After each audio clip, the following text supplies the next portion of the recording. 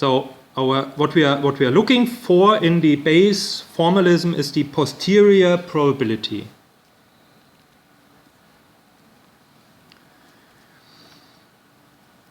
That's the probability for a given model that we just name ρ, which is the probability for a supernova to take place, given the data that we have.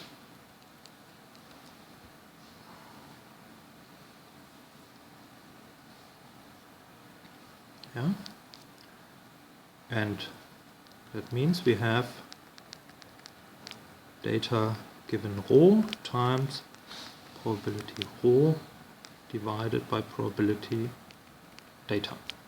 That's the Bayes theorem. Yeah, just replacing A and B with other symbols. And again, the interesting part is that we are looking at this.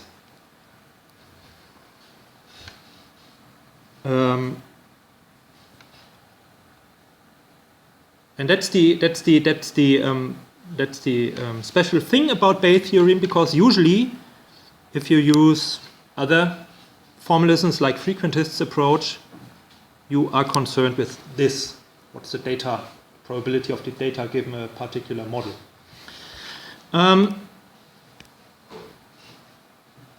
Okay, and our model is ρ, the probability of a supernova to be visible with the naked eye.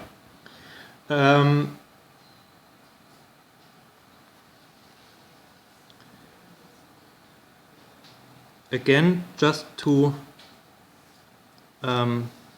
so this is the posterior probability.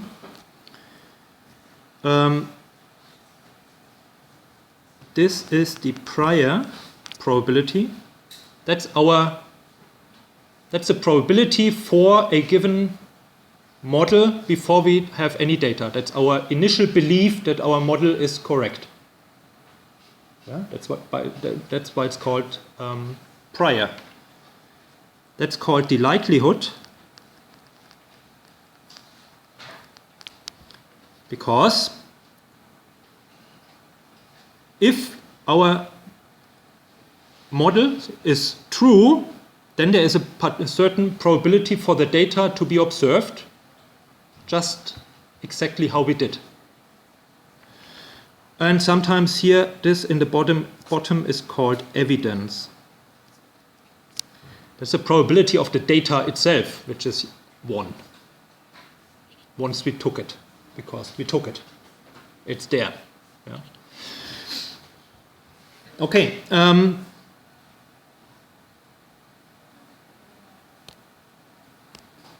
So how do we approach this? Let's see. So we are interested in this probability. The probability for the supernova probability given the data that we observed. Yeah? So basically the question, how probable is it that there is one supernova per century, 2 or 3 or 5 or 6 or 7 or 9 or 10 or 0. Yeah? Every single of these possible events has a probability. And that's the result of this term, namely a distribution over the various probabilities. Okay. So we start by looking at the likelihood. What's the probability to observe a given result if we know the supernova probability? And the data that we had was 10 centuries and 4 supernovae. That's our data. So for every single century every century is basically a Bernoulli experiment. Supernova, yes or no? If yes, it should occur with the probability ρ. If no, it should occur with the probability 1 minus ρ. Yeah? And since we do 10 centuries, this follows the Bernoulli distribution, that we will see this later.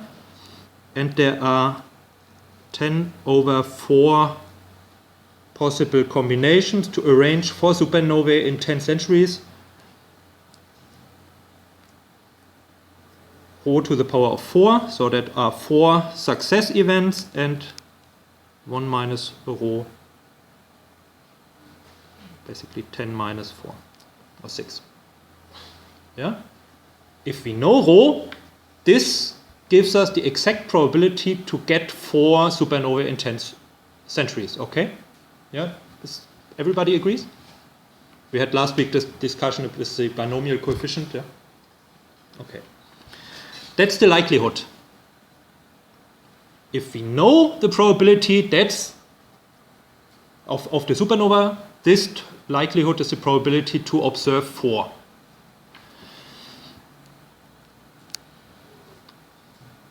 And this should be multiplied with a prior probability. I'm not giving it for the moment. Yeah? And I change this equal sign to proportional because the likelihood, so this binomial coefficient times the 2 exponentials, is some number multiplied with the prior, which is some number, and everything on the right hand side is not yet a probability because it can be a number larger than 1.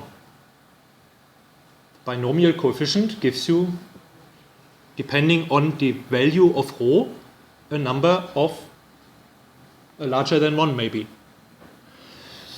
So what we have to do is we have to normalize the term on the right hand side by dividing over all possible cases. Yeah, so by forcing the right hand side to be between 1 and 0, yeah, namely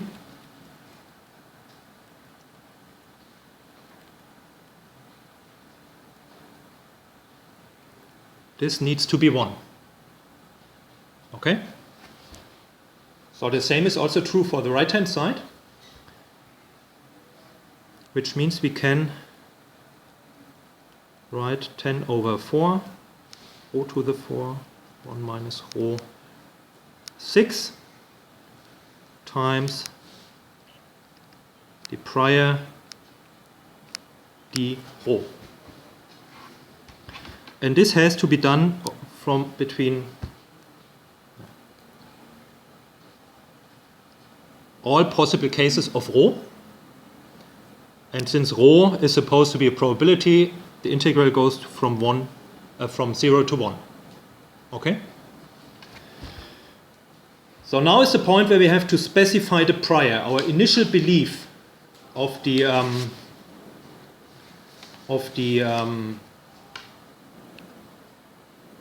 probability for a given rho, value of rho, and we have various possibilities here, various choices are possible. And one common thing is that we just assume all values between 0 and 1 are equally likely. We don't know it, so to make no big mistake, we just assume everything is possible. We could argue 0 is not possible because we saw 4 supernovae, so it can't have a probability of 0. And 1 is also not possible, but okay. That's before we took any data. And before we took any data, let's assume everything is possible. Which means that's a uniform probability, which is a constant number. And a constant can be pulled in front of the integral. And since it's the same constant here, and then earlier, we just ignore it. Okay, so that means what we have to do is we have to solve this integral. And that's the following. This one. So the binomial coefficient is a constant, so it remains. And then we have gamma 7 times gamma 5 over gamma 12. Here gamma is the gamma function, so the basically the generalization of the factorial to real numbers. Yeah. And this can be even written as beta function with the arguments 5 and 7. Okay, so these are some functions that occur frequently because they are the integrals of exponentials with integer indices, power law indices, and with binomial coefficients. That's why they got their own name. Some obscure thing. So let's keep it this way. So that's the integral. That's the number what's written here on the right hand side. Yeah. That's the area under the curve of our probability distribution function. So that means we can write our posterior probability the following. So that's 10 over 4, rho 4, 1 minus rho, 10 minus, that's 6 over the integral, and that was gamma 7, gamma 5, gamma 12. So this cancels out.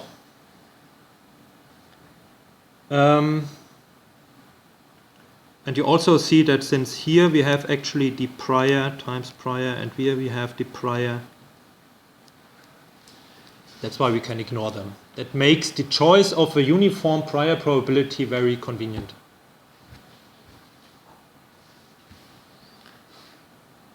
Okay. So what's written here now is not a constant anymore, but a function of the supernova probability.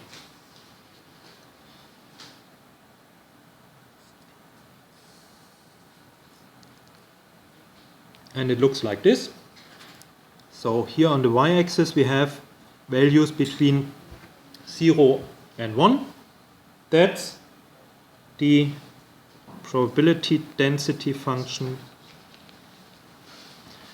given data. And on the x-axis we have all possible values of rho. Is this one somewhere here?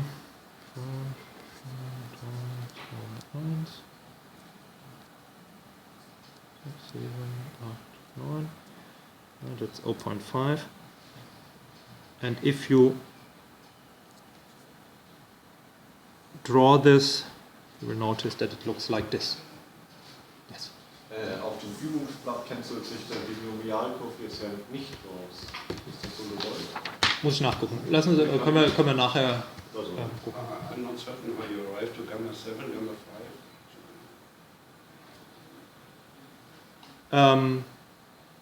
Why? Okay, I can't do these integrals manually, so I computed them. You can look them up in a table, of course. We can do this in a second in Mathematica, and then you will see the result. So it returns the gammas. Okay. MATLAB should know as well, for example.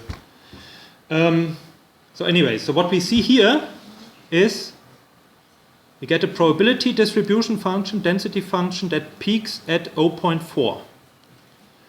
This is expected because we observed a frequency of 0.4. And the good assumption is that the event that we observed is the most likely event. Yeah? It occurred because it had the highest probability. We also see that at 0 it has 0 probability. At 1 it has 0 probability because it violates the data that we observed. But there is also a chance that the probability is, for example, 0.3 or 0.2. Yeah? Even though it's only 0.2, there is a a negligible probability to observe something as from 0 to 2 supernovae in 10 centuries. Yeah? Hello. Okay. Now, if you recall, the answer of a frequentist would have been the probability is 0.4, because that's the relative frequency. Assuming now the Bayes approach, we get not a answer like the probability is, but what we get is a distribution over all possible probabilities. And we can now say, okay, the probability to find that the supernovae occurs with a probability between, I don't know, 0.3 to 0.5 per century is the area under this curve. We can quantify probabilities. We can also ask, what's the error on this? Yeah? By estimating confidence intervals. We will see this later. Okay.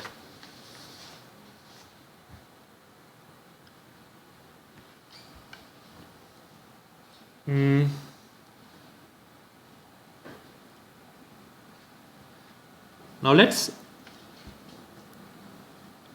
move one step forward and let's assume now we observe the 5th supernova, 1987. Yeah, we did this analysis in 1985, got our credit points, everything's good, and now we observe a 5th supernova and we redo the exercise. Yeah, again, our probability for a model given data, let's include now supernova 1987A. Yeah. We are using the same approach. The probability now to observe the likelihood is now not 4 out of 10, but 5 out of 10. Yeah.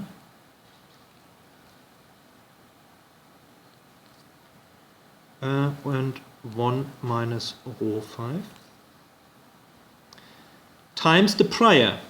But now we have some previous knowledge. We have some estimate on the probability on rho. We just computed it. Yeah, that's our expert knowledge that we now have. And that was the result of the initial analysis. So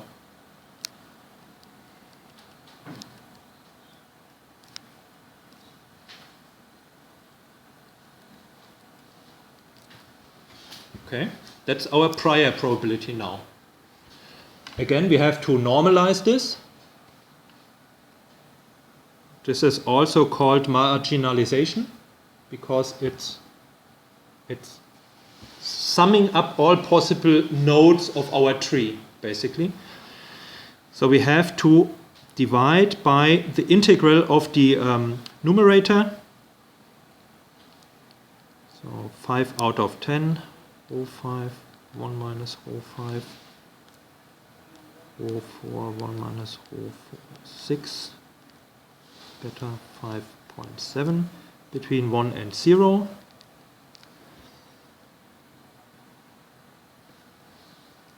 And surprisingly, this can be solved.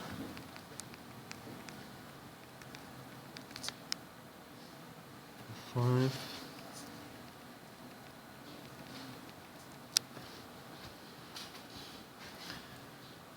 And that's the result.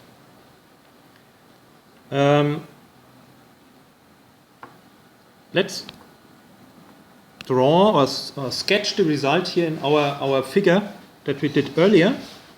What's your expectation?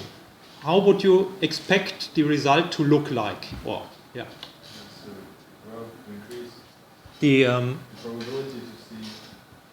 the probability. Okay, so you're saying that the peak should shift to some higher numbers. And to the right. To the right, yes. Exactly. So, and that's how it looks like. About. Oh ne, das ist falsch.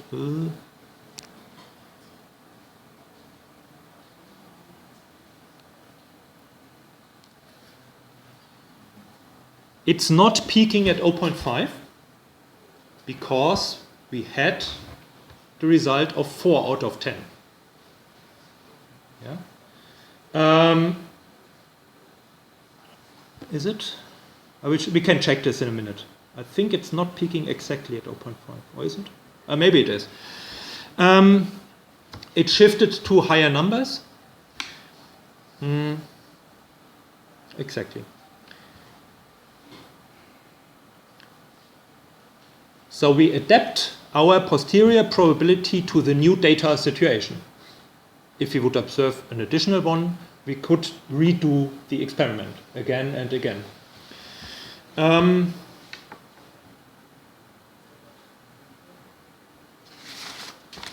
Let's see.